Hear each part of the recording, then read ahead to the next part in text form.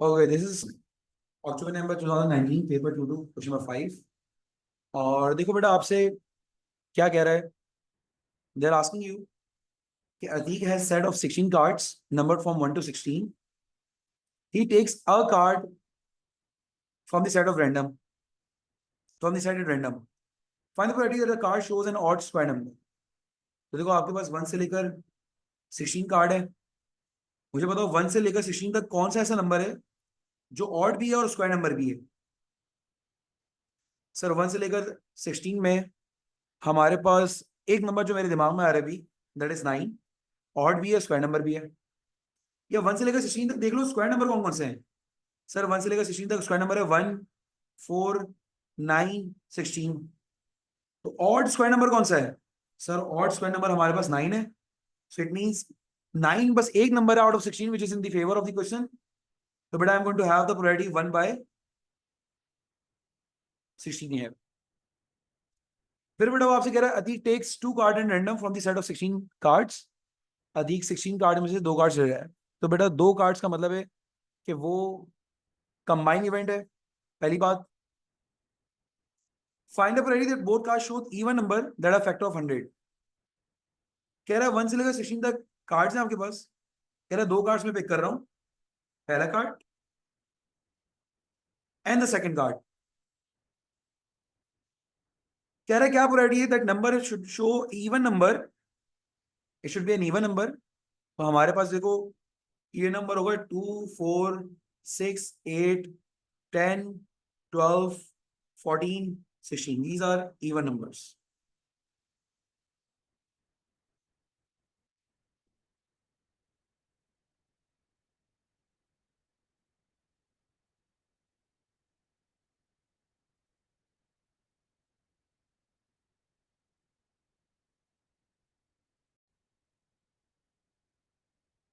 8, 10, 12, 14, 16. Now these are even numbers 1 till 16. Now which one of them are the factor of 100? So 2 is a factor of 100. 4 is a factor of 100. Is there any other number which is a factor of 100? Yes. 10 is a factor of 100. Is there any other number which is a factor of 100? तो बेटा ऐसा कोई भी even number नहीं है apart from these 3 जो मैंने circles करे हुए हैं, which are factor of 100 as well. Even number which are factor of 100 as well. तो आप किसी नंबर को अगर फैक्टर ऑफ 100 देखना चाहते हो तो 100 डिवाइड बाय दैट नंबर कर लो। यानी 100 डिवाइड बाय मैंने 6 करा, it is a decimal. Obviously 6 is not the factor of 100। 100 divide by मैंने 8 करा, it is a decimal value 12.5। So 8 is not the factor of 100। मैंने 100 डिवाइड बाय 12 करा, again 8.33। 100 divide by 14 करोगे, 100 divide 16 करोगे। So only 3 numbers are in the favour of question which are even number as well as factor of 100। तो अब देखो आपके पास इन 3, ये 3 आपके फेवर में है। पहला कार्ड इसमें से है, इसकी प्रोबेबिलिटी 3/16 है। तो बेटा एक कार्ड अगर आ गया तो जाहिर सी बात, अगर 2 कार्ड आ गया फॉर एग्जांपल तो वापस से 2 नहीं आ सकता। क्यों sir, it is not mention कि विद रिप्लेसमेंट है या विदाउट रिप्लेसमेंट है। तो मैंने आपको बताया था with replacement is a special case, वरना सारे क्वेश्चन विदाउट रिप्लेसमेंट होते हैं। तो वो आपको विद रिप्लेसमेंट होगा तो आपको स्पेशली बताएगा। तो देखो हमारे पास यहाँ पर हैविंग अनदर कार्ड, ऑब्वियसली एक कार्ड इसमें से लेस हो जाएगा। सो 2/15 हो जाएगा क्योंकि टोटल कार्ड 16 थे, टोटल में से भी एक कम हो गया और इन कार्ड में से भी एक कम हो जाएगा। तो बेटा you are gonna have a card probability 3/16 to 2/15 which is 6/6 into 15. I'm going to calculate it 6 into 15. या इस पूरे को कैलकुलेटर में डालें, you get the answer 2/15 here which is 1/40.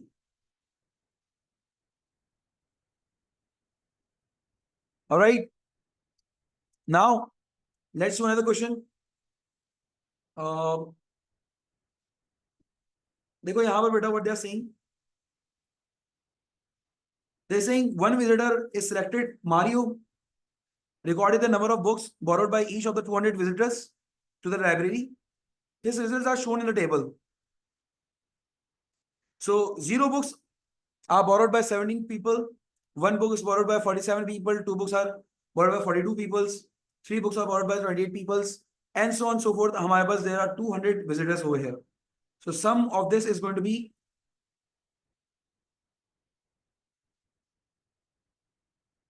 200. Okay.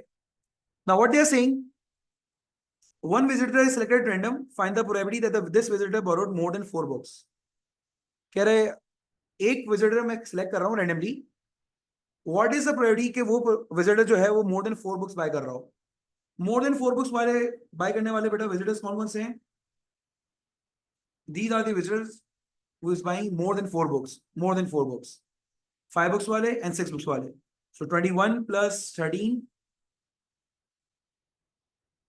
upon 200, which is 34 by 200.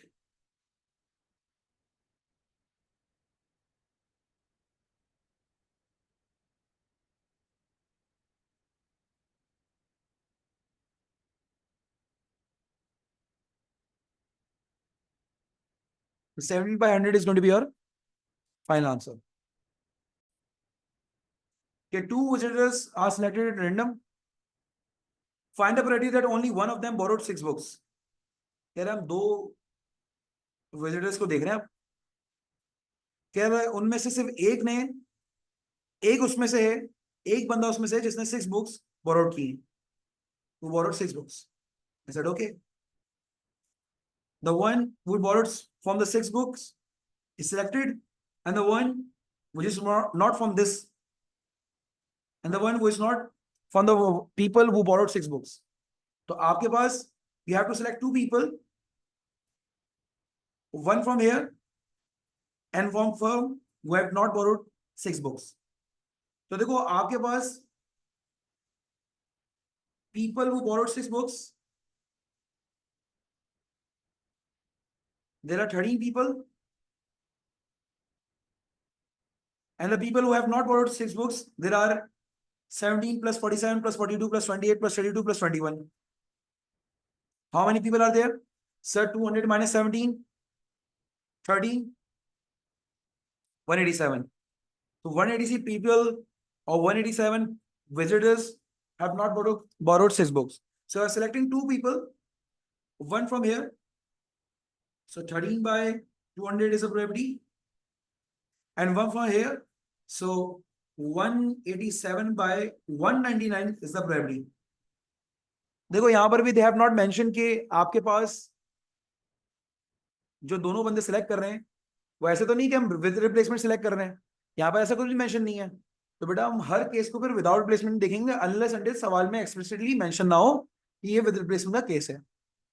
अच्छा ऐसा भी तो हो सकता है ना कि पहला बंदा सिलेक्ट करे, he is not from the people who borrowed 6 books, and the second visitor which I am selecting is from the people who has borrowed 6 books. तो ये भी तो केस हो सकता है. तो people who have not borrowed 6 books is 187. 187 divided by 200 is the probability of them, and the people who have borrowed 6 books, they are 13 by 199 because 200 में से एक बंदा सिलेक्ट ऑलरेडी मैं कर चुका हूं. तो बेटा now I am going to have, मेरे पास बेटा अब 200 में से एक बंदा सिलेक्ट कर चुका हूं. We have 199 people and out of them 13 are in the favour of the question. अब देखो एक वक्त में I can have people who are from the 6 books, who borrowed 6 books and who have not borrowed 6 books. तो एक वक्त में दोनों कंडीशन सेटिस्फाई हो सकती है क्योंकि मैं 2 बंदे सिलेक्ट कर रहा हूं. So I'm going to multiply these probabilities, and एक वक्त में बेटा ये दोनों probabilities सेटिस्फाई हो सकती हैं क्योंकि बेटा मैं 2 बुक सिलेक्ट कर रहा हूं. I can have 2 people, one from who have not selected from the who have not borrowed 6 books and who have borrowed 6 books. तो देखो आपके पास इन दोनों की probabilities को मैं आपस में क्या करूंगा, मल्टीप्लाई करूंगा. And then I'm going to add these probabilities because beta either I can have this condition, which is number 1 condition over here, I can have this condition, or I can have this condition. I'm going to add these values because मैंने आपको बताया था अगर एक वक्त में एक condition fulfil हो रही हो तो उस वक्त बेटा हम लोग ऐड करते हैं प्रोबेबिलिटीज को. I'm going to find out the answer. 13 by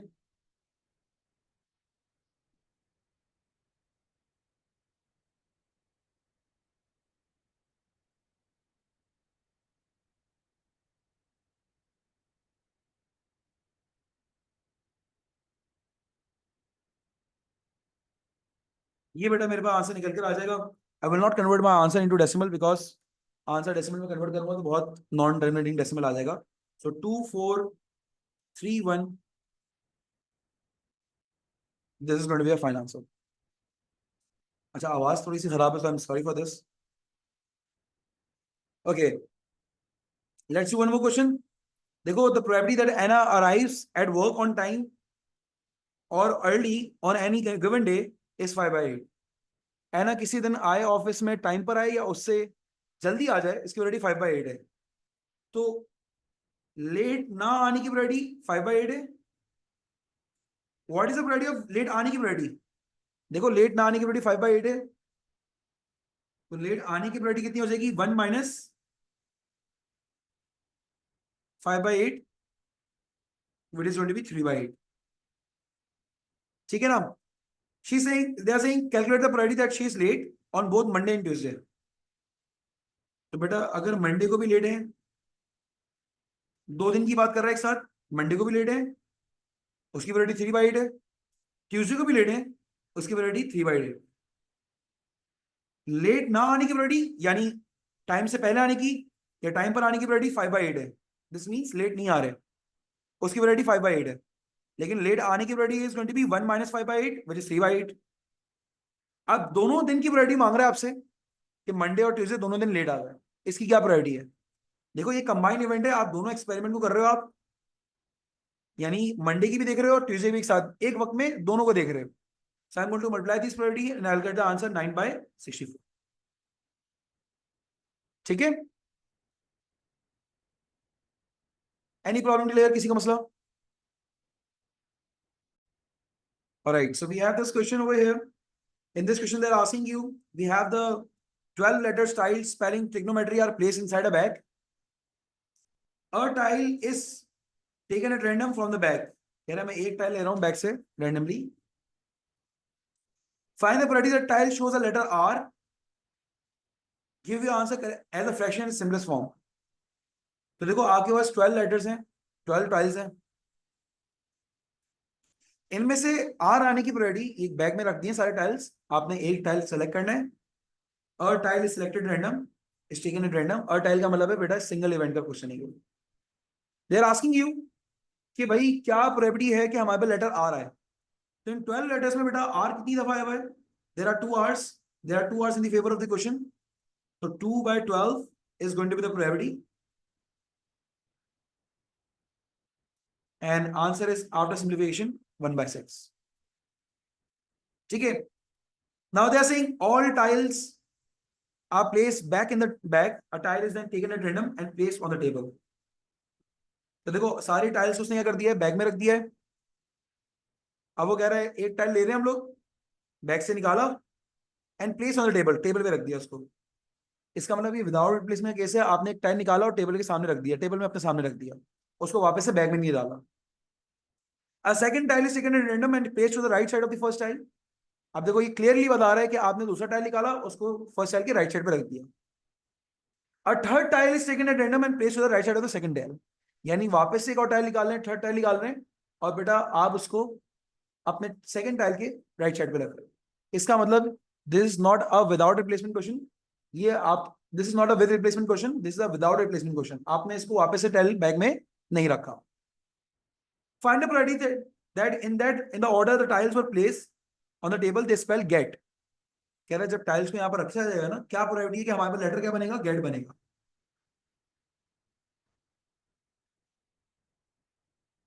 what is the probability of getting get? यानी वो चाहता है कि पहले फर्स्ट टाइल हमारे पास जी आएगा।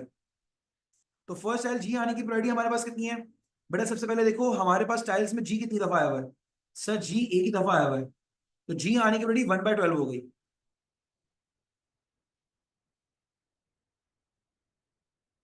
अब एक टाइल आ गया आपके पास। अच्छा भाई, अब ई आने की प्रोबेबिलिटी कितनी है? How many E's are there? E एक ही दफा है, तो ई आने की प्रोबेबिलिटी बेटा 1/11 हो जाएगी, क्योंकि जी आपने सामने रखा हुआ है। Now there are 11 tiles. अब ई भी आ गया आपके पास। Now we have 10 tiles, what is the probability of getting T? तो देखो बेटा टी हमारे पास कितनी दफा आया हुआ है? 2 टीज हैं, आएगा एक ही टी, मतलब probability is of having t is 2/11। 10, there are 10 tiles out of 2 which are T.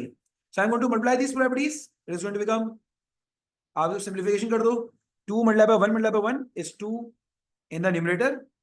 या आप पहले यहां पर भी cancellation कर सकते हो, 2 1s are 2 5 are 10, तो at the end 1 over 12 into 11, it is 660.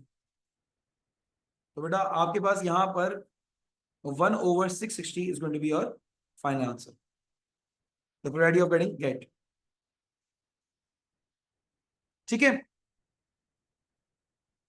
Now मैंने इस क्वेश्चन के ना ये चीज मैंने फिर से कॉपी करी हुई है यहाँ पर, द लेटर्स ओवर हियर, ताकि मैं आपको सेकंड पार्ट से कौन से दिखा सकूं. देखो बेटा कह रहा है vowels are the letters A E I O U. ये आपको बस एक इंफॉर्मेशन दे रहा है कि वॉवल्स किसे कहते हैं, and all the other letters are consonant. Apart from these letters all the other letters are consonant. All the 12 tiles are placed back in the bag and 2 tiles are taken at random without replacement. Again, आपसे कह रहा है हमने पीछे जितना भी experiment करा है ना वो अपनी जगह पर कर लिया आपने, अब सारे टाइल्स आपने बैग में रख देना है. मैंने ठीक है, मैंने बैग में रख दिए. अब हुआ क्या कह रहा है 2 टाइल्स पिक करो विदाउट रिप्लेसमेंट. ठीक है, तो देखो बेटा आपके पास वॉवल्स इसमें से कौन कौन से, मैं इनको सर्कल कर रहा हूं. आई सर्कल नहीं करता बल्कि शेड कर देता हूं. This I O O E, that's it. There are 4 vowels here. तो मैं आपसे कहता हूं पहला टाइल हमारे पास वॉवल है, उसकी प्रोबेबिलिटी है क्या सर? उसकी प्रोबेबिलिटी है 1 2 3 4, 4/12 प्रोबेबिलिटी आ गई इसकी. बेटा अगर वो टाइल्स कॉन्सोनेंट हो, कॉन्सोनेंट की प्रोबेबिलिटी कितनी है? 1 2 3 4 5 6 7 8. So there are 8 consonants over here. तो बेटा कॉन्सोनेंट आने की प्रोबेबिलिटी 8/12 हो जाती है. और वैसे भी मैंने आपको बात बताई कि बेटा आपके पास एक नोट पर सम ऑफ प्रोबेबिलिटी हमारे पास कितना होता है? 1 होता है. इन दोनों का सम करेंगे 1 आएगा. अच्छा विदाउट रिप्लेसमेंट है, इसका मतलब आपने एक टाइल यहां पर सिलेक्ट, एक टाइल यहां पर सिलेक्ट कर लिया which is vowel over here, तो वॉवल में से एक कम हो जाएगा. पहले 4 वॉवल थे, अब 3 वॉवल बच जाएंगे. पहले 12 टाइल्स थी, अब 11 टाइल्स हो जाएंगी. तो वॉवल्स आने की प्रोबेबिलिटी 3/11. और बेटा कॉन्सोनेंट तो नहीं, कॉन्सोनेंट तो हमने सेलेक्ट नहीं करा, तो टोटल 11 थे. बेटा कॉन्स्टेंट हमारे पास कितने बच गए? कॉन्स्टेंट तो सर हमारे पास 8 ही बच गए थे. कॉन्स्टेंट तो मैंने सेलेक्ट भी नहीं करा. 8/11 कॉन्स्टेंट के आने की प्रोबेबिलिटी हो जाएगी. अब आप इनका सम लोगे ना, यू विल फाइंड आउट कि सम ऑफ दिस, इनका सम लोगे, you will find out sum of this is 1. Similarly अगर आप इस पॉइंट के इस नोट पर हो, अगर आप यहां पर हो, इसका मतलब आपने एक कॉन्स्टेंट निकाल लिया, यानी लेट से आपने y निकाल लिया लेट से. तो बेटा वॉवल आने की प्रोबेबिलिटी कितनी है? सर वॉवल तो 4 ही है. वॉवल आने की प्रोबेबिलिटी 4/11 हो जाएगी, क्योंकि टोटल अब 11 बच गए letters out of 4 which are vowels. अब कॉन्सोनेंट आने की प्रोबेबिलिटी कितनी होगी? बेटा यहां पर एक वॉवल आप कॉन्सोनेंट आपने सेलेक्ट कर लिया था ऑलरेडी. अब बच गए हमारे पास 7 consonant. How many consonant? 7. 1 2 3 4 5 6 7 out of 11. तो बेटा कॉन्सोनेंट आने की प्रोबेबिलिटी हमारे पास 7/11 जाएगी. अभी भी आप देख लो बेटा सम ऑफ प्रोबेबिलिटी यहां पर कितना आ रहा है? 1 आ रहा है. ठीक है, अब देखो यहां पर आपके पास कह रहा है find the probability that both tiles show vowels. तो दोनों टाइल्स वॉवल्स हो, तो वॉवल्स एंड वॉवल्स, ये हमारे पास केस है. So I'm going to multiply these probabilities, vowels and vowels. Vowels की probability 4/12 and vowels की probability 3/11. जो कैंसिलेशन हो रही है आप कर लें. At the end 3 1s are 3 4s are 12, 4 1s are 4 1s are 4, 1/11 is the probability. ठीक है ना? So my answer is going to be 1/11.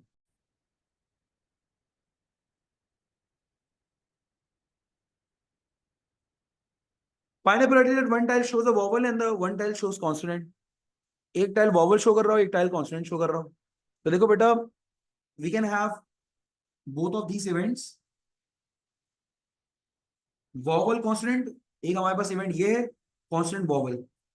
दोनों बेटा सवाल के फेवर में, एक वॉवल शो कर रहा है कॉन्सोनेंट. अब इसने ये नहीं बोला कि पहला वाला वॉवल हो दूसरा वाला कॉन्सोनेंट हो, या पहला वाला कॉन्सोनेंट हो दूसरा वाला वॉवल हो, ऐसा नहीं बोला इसने. It could be vowel consonant, it could be consonant vowel as well. उसने बोला एक वॉवल हो एक कॉन्सोनेंट हो. दोनों की प्रोबेबिलिटीज निकालूंगा. वॉवल कॉन्सोनेंट की बेटा हमारे पास क्या आ रही है? वॉवल कॉन्सोनेंट की आ रही है, इट इज 4/12 into 8/11 और कांस्टेंट वॉवल क्या आ रही है बेटा हमारे पास 8/12 into 4/11। I am going to add these probabilities क्योंकि एक वक्त में या तो वॉवल कांस्टेंट आ सकता है या फिर कांस्टेंट वॉवल आ सकता है।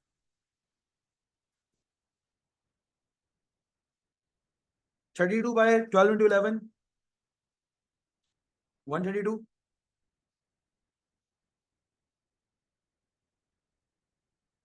64/132। So 64 divided by 132, it is going to be 16/33। क्योंकि मेरे पास कैलकुलेटर मौजूद था, पेपर 2 का सवाल है सिंप्लीफाइड फॉर्म में, 16/33 is going to be final answer. ठीक है,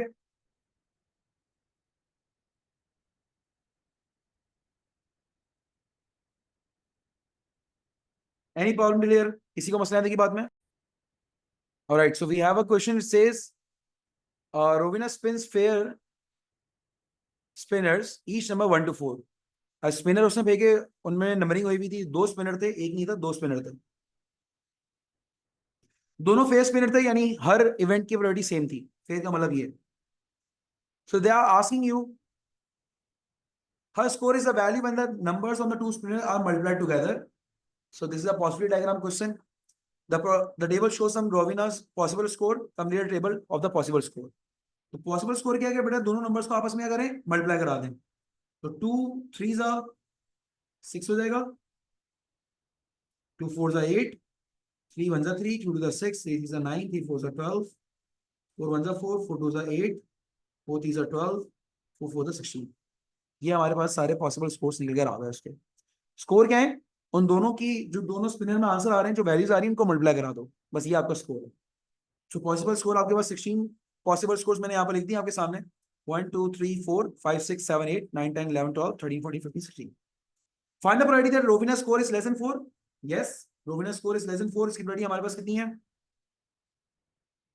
तो लेस देन 4 वाले स्कोर कितने हैं सर? एक ये रहा 1 और 2 3 4 5। There are 5 scores which are less than 4 out of 16। तो स्कोर लेस देन 4 आएगा, सिक्योरिटी 5/16 हो गई। ठीक है ना?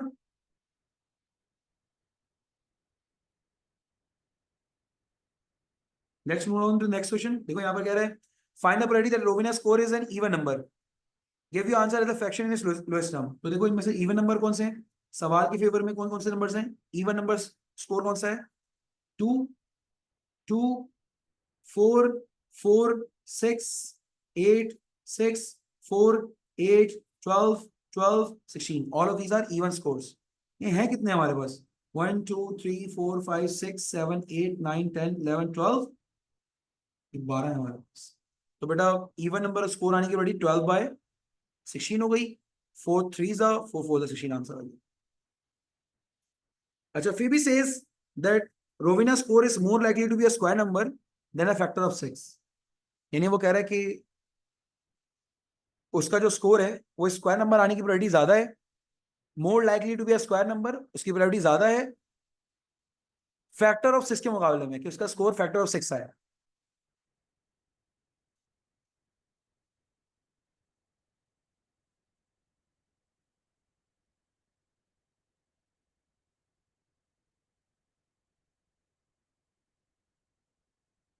देखो बेटा यहां पर मैं जरा सा साफ सुथरा करूं again. So how many square numbers are there? Sir, 1 4 16, these are square numbers, 1 4 9 16। तो स्क्वायर नंबर आने की बेटी देखो 1 एक नंबर है, 4 4 square number, 9 square number, 9 square number. So there are 5 numbers which are in the favor of question। तो square number आने की बेटी बेटा हमारे पास कितनी है? 5/16। ठीक है ना? Now what about factor of 6?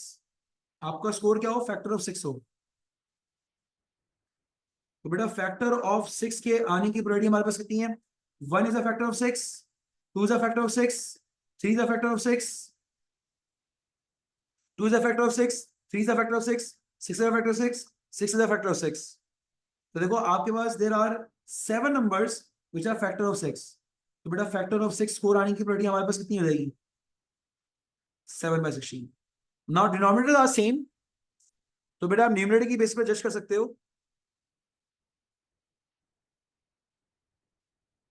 अच्छा, स्क्वायर नंबर है ना, एक और था मैं भूल गया था, this is 4 over here. So basically your square number is, square number आने की 6/16। अच्छा, मैंने इसको सिंप्लीफाई नहीं करा। क्यों नहीं सिंप्लीफाई करा पहले से ही मैंने? उसकी वजह क्या है कि आई नीड टू जज देम। देखो दोनों के डिनोमिनेटर सेम है, तो देखो मैं जज कर लूंगा कि हमारे पास किसकी प्रायोरिटी ज्यादा है और किसकी प्रायोरिटी कम है। तो देखो आपके पास 6/16 की प्रायोरिटी कम है 7/16 के मुकाबले में। इसका मतलब स्क्वायर नंबर आने की प्रायोरिटी हमारे पास कम है फैक्टर ऑफ 6 के मुकाबले में। तो हम ये कहेंगे कि आपके पास फेबिक्स का ये कहना कि स्क्वायर नंबर आने की प्रोबेबिलिटी ज्यादा है, more likely to be a square number score, that is completely not right. ऐसा नहीं है। तो देखो हम लोग क्यों क्या कहेंगे, किस तरह कहेंगे इस बात को? 6/16 is less then 7/16, therefore therefore having a square number priority is less than factor of 6, therefore having a square number is not more likely to come when the two spinner are spun। ठीक है, अब देखो यहां पर लिखा हुआ है, we have a question, humanities subjects दिए हुए यहाँ पर, साइंस के सब्जेक्ट्स दिए हुए यहाँ पर, a student has to choose one humanities subject and two different science subject, complete a table to show the possible outcomes. अब यहाँ पर इन्होंने अपने तरीके से बता दिया कि भाई आप टेबल कंप्लीट करें और पॉसिबल आउटकम्स बताएं। I said okay. देखो इन्होंने एक आपको एग्जांपल दे दी, इसमें बोला यार अगर बच्चे के पास ह्यूमैनिटीज ज्योग्राफी का होता है, so he will have science, physics and chemistry, और फिजिक्स और biology. Is there any other combination that he can have with along with humanities? Is there any other combination along with humanities? Yes, with the humanities he can have one more, और humanities से कौन सा option? Geography के साथ। With geography he can have chemistry and biology as well. ठीक है ना, GC B लिख दिया मैंने। अच्छा, अगर उसने हिस्ट्री लिया है, तो देखो यही 3 कॉम्बिनेशन में वापस से रिपीट कर रहा हूं। ठीक है ना, अगर उसने हिस्ट्री लिया है, let's say I am repeating my self, कि अगर उसने हिस्ट्री लिया है फिजिक्स एंड केमिस्ट्री भी लेगा, हिस्ट्री लिया है फिजिक्स और बायो भी ले सकता है, हिस्ट्री लिया है तो केमिस्ट्री और बायो भी ले सकता है। सिमिलरली अगर रिलीजियस स्टडीज लिया है तो फिजिक्स और केमिस्ट्री भी हो सकता है, रिलीजियस स्टडीज लिया है तो बेटा फिजिक्स और बायो भी हो सकता है, रिलीजियस स्टडीज लिया है तो बेटा आपके पास केमिस्ट्री और बायो भी हो सकता है। ठीक है ना, so we have made all the possible outcomes जो हमारे पास हो सकते थे, कि ज्योग्राफी के साथ ही can have these 3 combinations, history के साथ ही can have these 3 combination, and again religious studies के साथ भी बेटा उसके बाद ये 3 कॉम्बिनेशन हो सकते थे। ठीक है, now what they are asking, Khalif chooses his subject at random, find the probability that he chooses geography. तो देखो उसके ज्योग्राफी चूज करने की प्रोबेबिलिटी यहां पर क्या है? खालिफ ने रैंडमली अपने सब्जेक्ट चूज कर रहा है, क्या प्रोबेबिलिटी है कि वो चूज करेगा ज्योग्राफी? देखो there are total 9 outcomes here, 1 2 3 4 5 6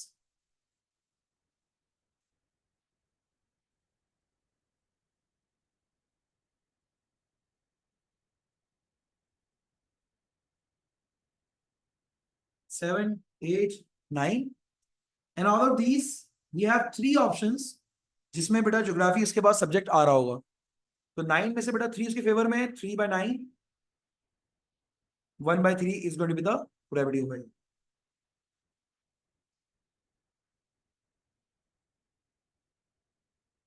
Now it says find the probability that he chooses physics। कह रहा क्या probability कि वो फिजिक्स चूज करे? तो आप इनमें से देखो बेटा फिजिक्स वाले केसेस कौन से हैं, फिजिक्स वाले केसेस कौन से हैं इनमें से? You can see this is the case of physics, physics, physics, physics, physics, physics. ये 6 केसेस हैं बेटा जहां पर आपके पास फेवर आउटकम्स हैं, जहां पर आपके पास वो फिजिक्स सेलेक्ट कर रहा है। तो फिजिक्स सेलेक्ट करने की प्रोबेबिलिटी बेटा हमारे पास कितनी होगी? 6/9। Again out of 9 event 6 are in the favour, so it is going to be 2/3। ठीक है, find the probability that he chooses both religious studies and chemistry. कह रहा है क्या प्रोबेबिलिटी है कि उसने रिलीजियस स्टडी भी सिलेक्ट करा हुआ हो और केमिस्ट्री भी सिलेक्ट करा हो। तो बेटा कौन से ऐसे इवेंट हैं जिसमें रिलीजियस स्टडीज और केमिस्ट्री भी साथ में है? तो मैंने रिलीजियस स्टडीज को देखा, उसके साथ केमिस्ट्री ये रहा, साथ केमिस्ट्री ये रहा। तो out of 9 events, 2 are in the favor, 2 are in the favor of the question. The 2 by 9 is the probability that both religious studies and chemistry are chosen here. ठीक है? Now let's move on to another question. It says आपके पास Amira has 3 $1 coin and 2 20 cents coin. तो देखो 3 $1 coin है आपके पास, $1, $1, $1 और 2 20 cents हैं। ठीक है ना? The coin are, she picks out coins at random, one after the other. The coins are not replaced. The diagram show the possible outcome and the probabilities when picking out 2 coins. कह रहा है मैं 2 coins pick कर रहे हैं combine event से। तो क्या probability है, ये सारी probabilities यहाँ पर बेटा इन्होंने mention करी हुई है। क्या probability है कि बेटा अगर वो पर्स में या अपने बैग में हाथ डालती है और coins निकाल रही है, तो बेटा पहला coin $1 आने की क्या probability है? पहला coin $1 आने की probability बेटा there are 3 coins of $1 out of 5 coins, तो 3 by 5 and 20 cents आने की probability 2 by 5 हो जाएगी।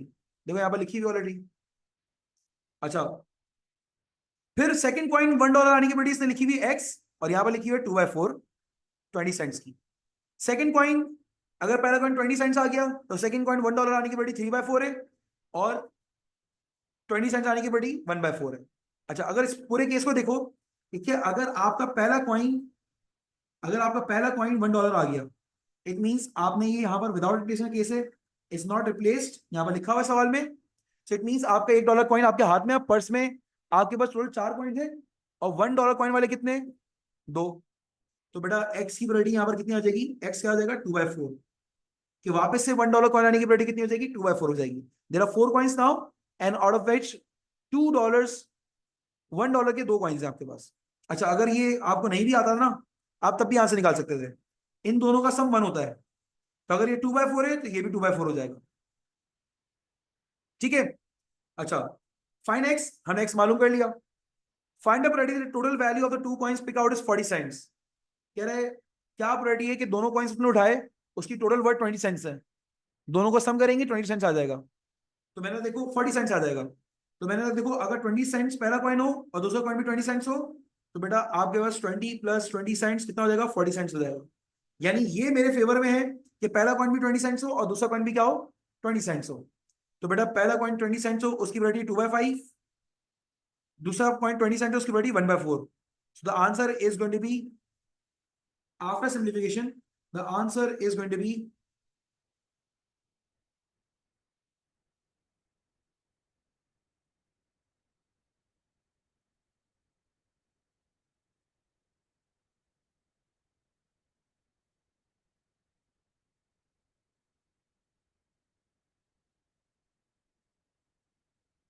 the answer is 1/5 to the 10 हो जाएगा। Nine party, find the probability the total value of the 2 coin pick out is $1.20. $1.20 means $1.20. It means $1.20.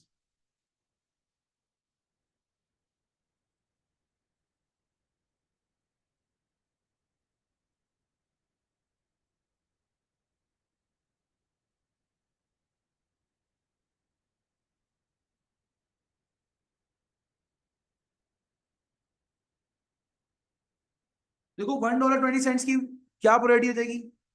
अगर आप move करो यहां से आधा, देखो क्या आपका पहला कॉइन $1 आ जाए, दूसरा कॉइन 20 सेंट्स आ जाए, तो बेटा यू विल गेट $1.20। तो इसकी वैल्यू कितनी हो जाएगी? 3/5 into 2/4, which is going to be 2 1s are 2 to the 4,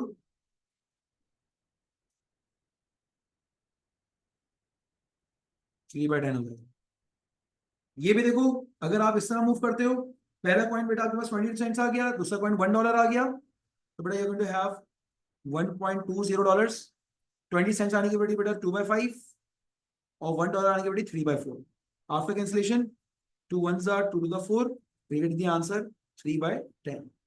इन दोनों की प्रोबेबिलिटीज को बेटा हम गोइंग टू ऐड इट, क्योंकि एक वक्त में दोनों कंडीशन नहीं हो सकती, या तो $1.20 बनेगा या $20 $1 बनेगा. तो 3/10 plus 3/10 is going to be 6/10, which is again 2 3s are 2 5s are 10. 3/5 is the final probability over here. ठीक है जी. यहां पर again I think we did this question previously, और let's do one more question from here.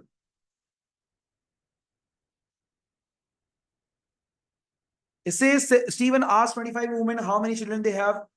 The results are summarized in the table below. There are 25 women. 7 women have 0 children. 5 women have 1 children. 6 women each have 1 children. 6 women each have 2 children. 4 women each have 3 children, and 3 women each have 4 children. So Stephen chooses 2 women at random from the group. Calculate the probability that both of them have just 1 child.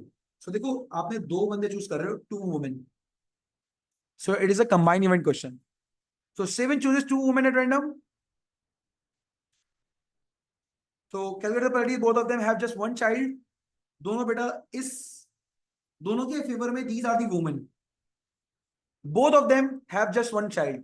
पहली women के पास भी, women 1 के पास भी एक ही child हो, women 2 के पास भी एक ही चाइल्ड हो. ठीक है ना, वी हैव 2 वुमेन्स. तो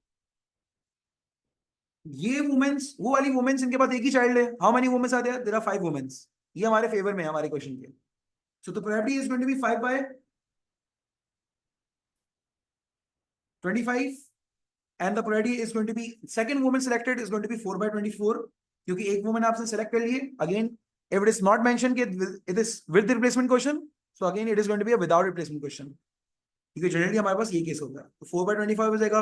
after simplification 5 into 4, again 5 1s are 5, 5 5s are 25, 4 1s are 4, 8s are 24, so it is going to be 1/8 5s are 40. Yes, so I got the answer 1/40. ठीक है ना.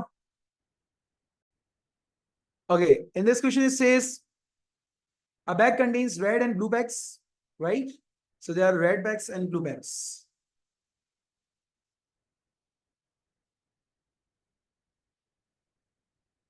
All together there are 25 packs. So all together there are 25 packs,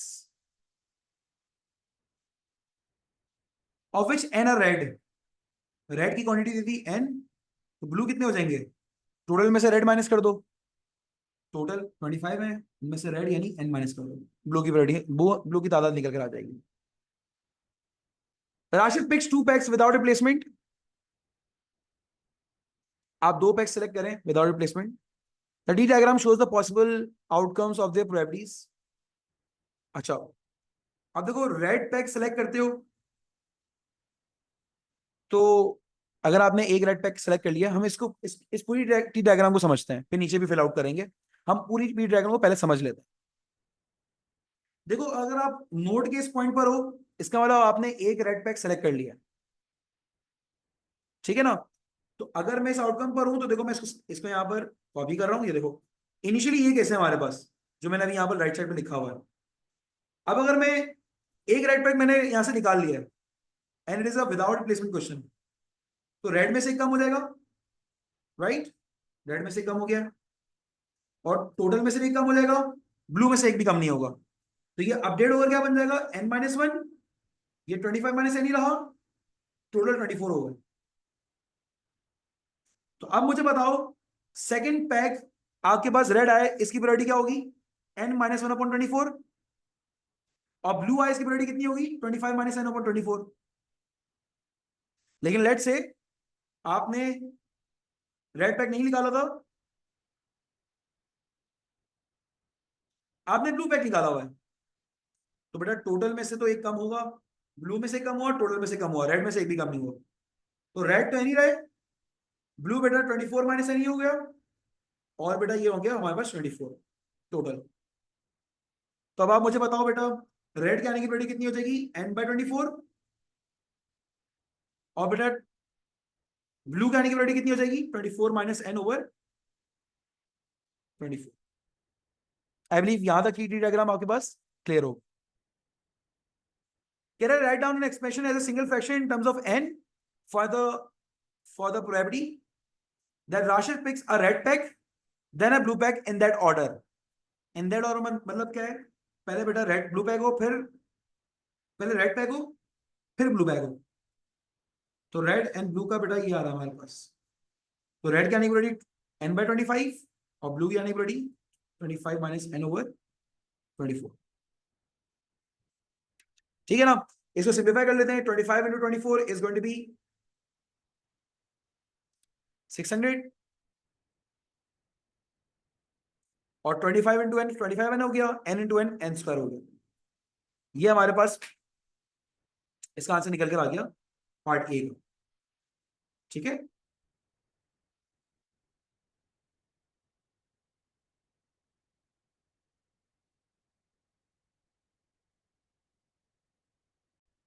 अब देखो भाई आपसे क्या कह रहा है, the probability that Rashid picks a red pack then a blue pack is in that order is 1 by p। कह रहे हैं आपसे मैंने निकलवाया था red pack and blue pack की प्रोबेबिलिटी। कह रहा है हमारे पास red pack then a blue pack in that order की प्रोबेबिलिटी हमारे पास कितनी है 1 by p। ठीक है ना, मेरा ठीक है। कह रहा है given that a number of red PACS n satisfies this equation. कह रहा है रेड पैक्स को आप n कह रहे थे ना, n। तो कह रहा है सेटिस्फाइज द इक्वेशन, इसका मतलब आपकी n की वैल्यू यहां से आ सकती है। मैंने अच्छा ठीक है, ये भी इसने बता दिया। जो आपके पास n रेड को रिप्रेजेंट कर रहा था वो n की वैल्यू इस क्वाड्रेटिक इक्वेशन से आ सकती है। मैंने ठीक है। कह रहा find the value of p। कह रहा p निकाल के दिखा दो। तो मैंने कहा देखो मसला कुछ ये है कि आपके पास यहां पर red pack and blue pack करने की रेडी मेरे पास जो आ रही है वो आ रही है 25n minus n square upon 600 और उनके पास आ रही है 1 by p। ठीक है ना, मुझे p की वैल्यू निकालनी है। So it means I am going to solve this equation n square minus 25n plus 150, क्योंकि वो खुद कह रहा है n की वैल्यू यहां से आप निकाल सकते हो। n सेटिस्फाई द इक्वेशन का मतलब क्या है, आप n की वैल्यू यहां से निकाल सकते हो। जो n की वैल्यू यहां से आए यहां पर रखो, p आ जाएगा। लेकिन मसला ये है कि अगर n की वैल्यू यहां से निकालनी है तो ये काम उसने अगले पार्ट में क्यों दिया हुआ है फिर। जब n की वैल्यू मैं पार्ट बी में निकाल लूंगा तो पार्ट 3 में, क्योंकि पार्ट बी में बेटा अगर मैं n की वैल्यू निकाल लूंगा तो पार्ट 3 में अलग से क्यों बोल रहा है n की वैल्यू निकालो। तो इसका मतलब यहां पर n की वैल्यू निकाले बगैर इस इक्वेशन का इस्तेमाल करना है हमें, और बेटा p की वैल्यू फाइंड आउट करनी है। मैंने इस इक्वेशन का इस्तेमाल किस तरह करा, मैंने 150 ये ने दिया और minus 25n right hand side पे आकर प्लस 25n हो गया और n square right hand side पे आकर माइनस n स्क्वायर हो गया। मैंने ये बोला कि देखो यहां पर 25 माइनस n स्क्वायर की वैल्यू 150 है। 25n माइनस n स्क्वायर की वैल्यू कितनी है 150। मैंने एक काम करते हैं, यहां पर हम लोग इसकी जगह लिख देते हैं 150, यानी इसकी जगह हमने लिख दिया 150 डिवाइड बाय 600 और ये हो गया 1 by p। 150 अपॉन 600 कितना हो जाएगा 1/4। क्रॉस मल्टीप्लाई करवा दो या कंपैरिजन भी कर लो तो बेटा p की वैल्यू आपके पास क्या आ रही है 4 आ रही है। तो विदाउट फाइंडिंग एन वैल्यू बेटा I got the value of p। और अब नेक्स्ट पार्ट के लिए बेटा मैं n की वैल्यू को निकालने के लिए ये वाला प्रोसेस मैं नेक्स्ट पार्ट के लिए रख देता हूँ, क्योंकि इसमें नेक्स्ट पार्ट में उसने पूछा हुआ है यहाँ।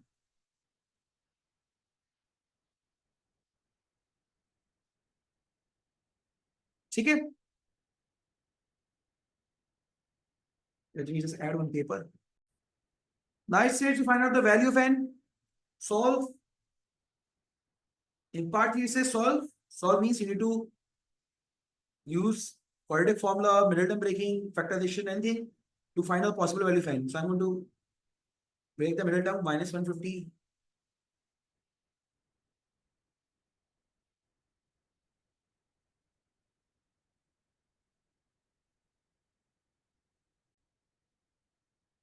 N square minus 10n minus 15n plus 150 equal to 0. So I'm going to take n common, n minus 10. I'm going to take minus 15 common. It is become n minus 10.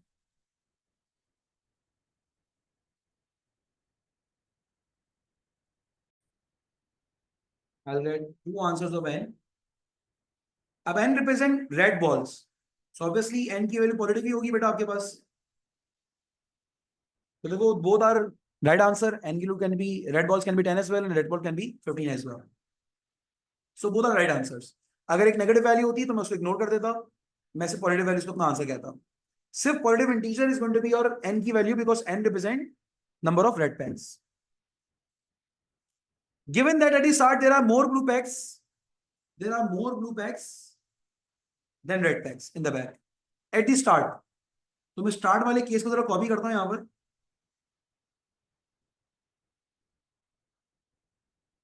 और उसको copy paste करता हूं यहां पर. देखो अगर मैं इसको कॉपी करता हूं और मैं यहां पर दो केस बना रहा हूं. n की वैल्यू जब 10 है, n की वैल्यू जब 15 है. जब n की वैल्यू 10 है तो रेड की बॉल आ रही है 10 बॉल्स आ रही है, ब्लू बॉल आ रही है 15, टोटल तो वैसे 25 पे बनेगा. जब n 15 है तो बेटा रेड आ रहा है 15, ब्लू आ रहा है 25 माइनस 15 10, टोटल तो वैसे भी 25 ही बनेगा. ठीक है ना. अब मुझे बताओ जब वो पार्ट दोनों इनके लिए एक्सेप्टेबल थी, लेकिन पार्ट 4 में जब वो कह रहा है there are more blue packs and red packs, more blue packs and red packs कहां पर है? जब n की वैल्यू 10 है. There are more blue packs than red packs. सही है. तो इसका मतलब मैं n की वैल्यू 10 सेलेक्ट करूंगा for part 4. Find a probability that Rashid picks two red packs. दो रेड पैक आने की probability 25 by n by 25, n minus 1/24. So I'm going to put this, दोनों रेड आने की प्रोबेबिलिटी बेटा हमारे पास ये दोनों,